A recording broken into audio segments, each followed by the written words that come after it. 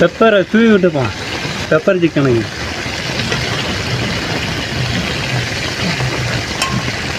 அப்படியே ஒரு கரெக்டு.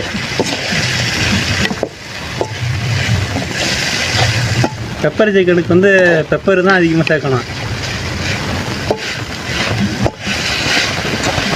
தேவையான அளவுக்கு தண்ணி கொஞ்சமாக ஊற்றிப்போம். புதினா கொத்தமல்லி லைட்டாக தூவி விட்டுப்போம்.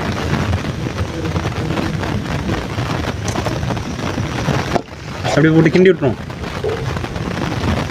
ஜவர் எப்படி வந்துட்டு பெப்பர் சிக்கன் வந்துட்டு ரெடி ஆகிட்டு. மணி 10 ஆகிட்டு. பெப்பர் சிக்கன் ரெடி ஆகிட்டு. இறக்கிடுவான்.